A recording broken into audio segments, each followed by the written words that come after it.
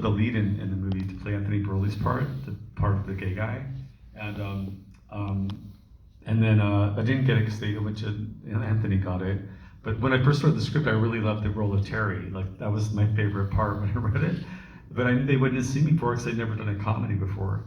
I'd only done like these really heavy dramas like Swoon, and I showed Andy Warhol and these Brisk and these really dark dramas. And so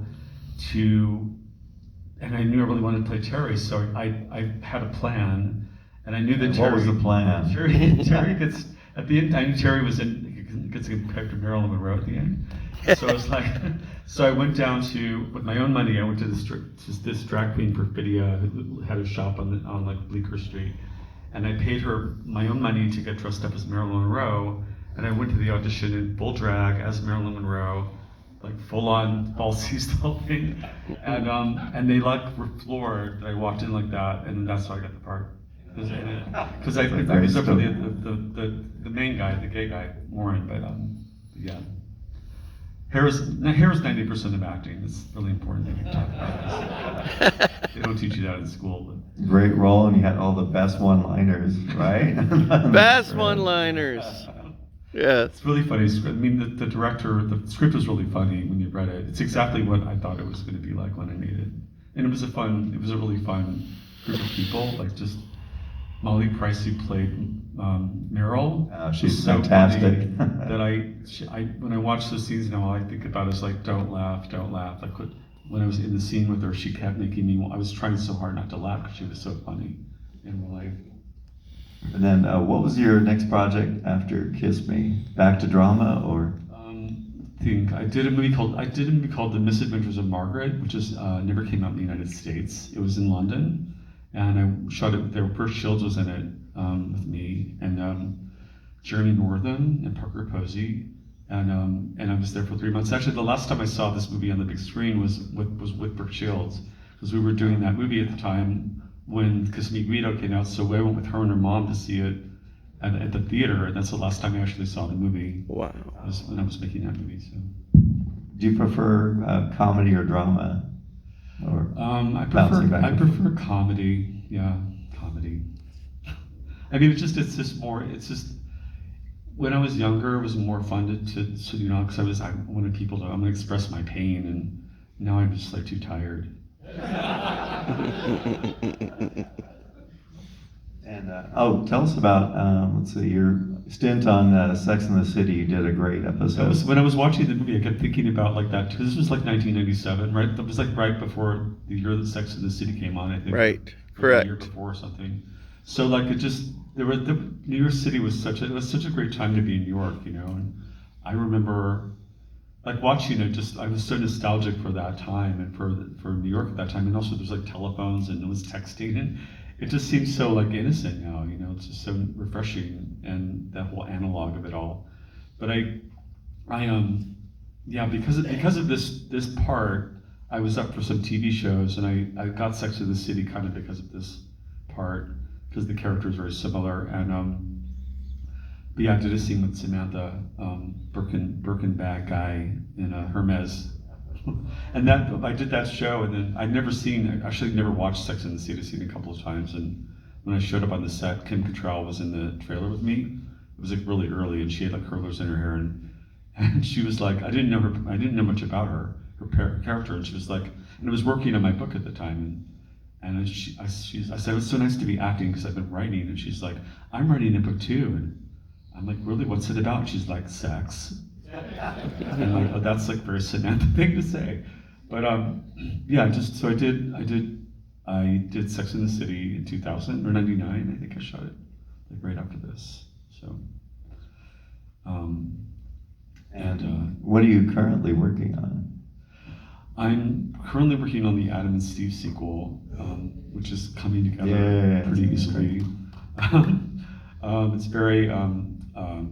It's called Adam and Steve 55+. It's a self-explanatory title, and it's sort of it's very similar. It's kind of like this movie. It's very similar. Got the same kind of comedic spirit, and yeah, it's. And where does it take place? It takes place in Palm Springs. If anyone wants to be an extra,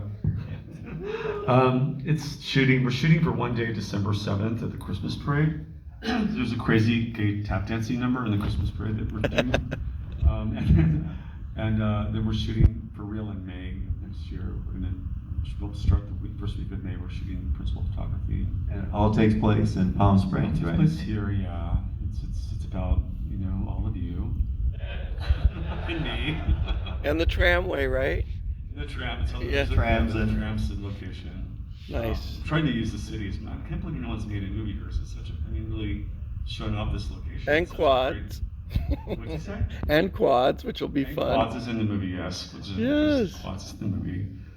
So yeah, I'm just like, I'm just writing about how weird it is to be older and gay and getting older, like in our generation, and yeah. You're 55, you're just a baby. You're out here, right? Well, I live in a 55 plus community, so I'm like the twink there. Yeah.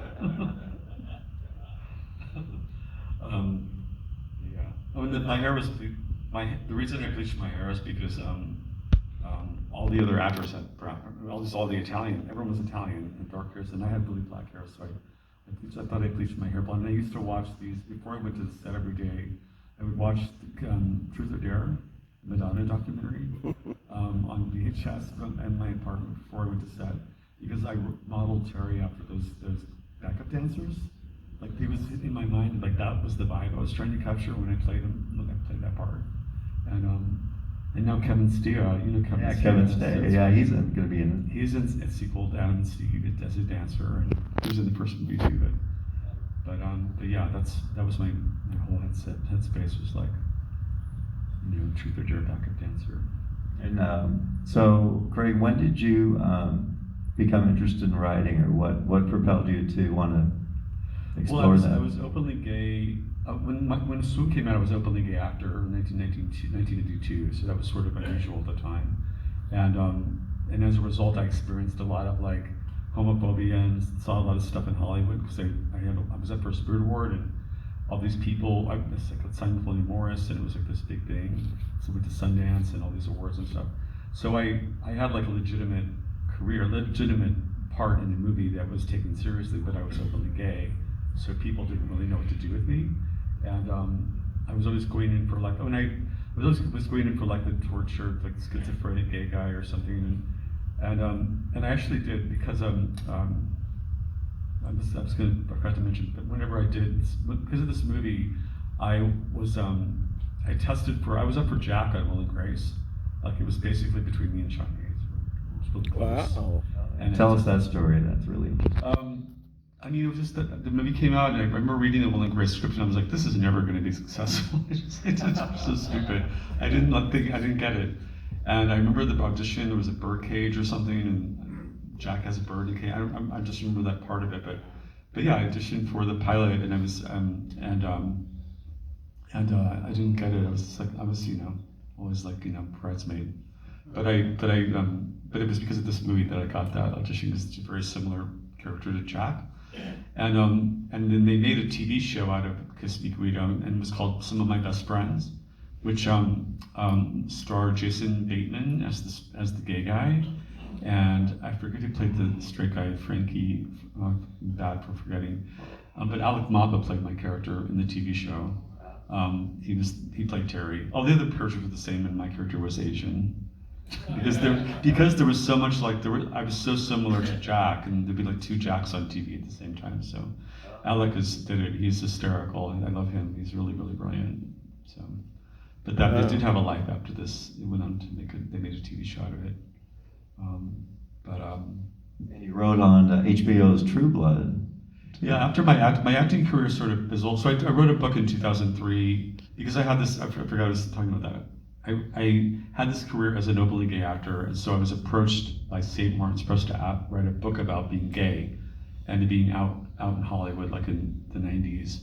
So I wrote a memoir based on funny stories about that crazy time, and then because of that, that's really how I became a writer. When I got to write my book, and I was like, oh, I like this so much more in some ways, because I'm actually, believe it or not, kind of a little shy. I'm watching that movie. I'm like, how did I do that? Sometimes if I have a character, I'm much more able to play that, extroverted. But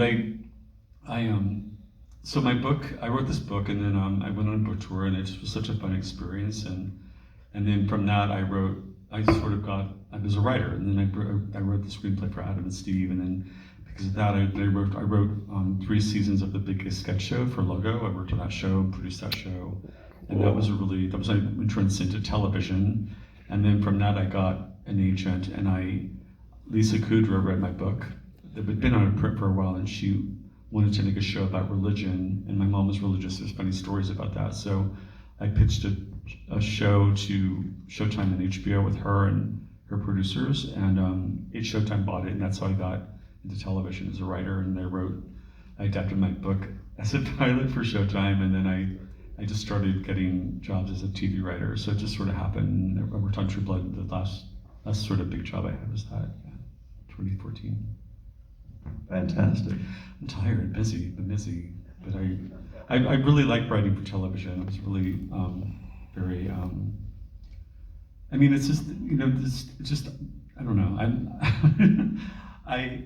Watching the movie it was really interesting to watch it because it's such a an independent film. It's nothing else like a real independent film, and I don't really like the culture nowadays. I don't like it. Maybe I'm just because I'm old, but I just feel like it's so mean. And this movie's it has such a good heart. It's a good spirit, and God, I do sound old. But yeah. Excellent. And how long have you been working on the Adam and Steve 55 Plus screenplay?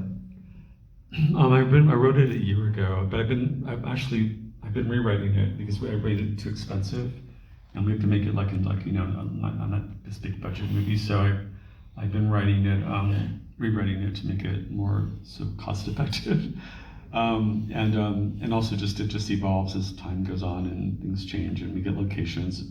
We have this really great location we're shooting now, which is this big house called La Piedra, which is up near the Bob Hope House. It's one of our main locations, so I've been writing it for that location, rewriting it for that, and yeah, and it's coming together kind of. It feels like the right time, so it's coming together. We're looking forward to that. It's going to be great, right?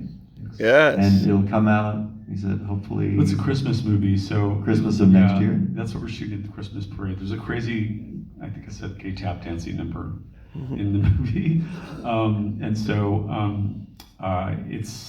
it's coming out hopefully December of 2025. The first movie came out in 2005, so it's the 20th anniversary that they wanted to come out the same year as the 20th anniversary. So like from a marketing point of view, so that's why it's sort of coming together quickly. But yeah. Fantastic. Well, thank you again for being here and participating in this, and last night as well. It was fantastic. Thanks, Stephen. And thank you all for coming. Appreciate it. Thank you, guys. Thank you, Paul, for shooting.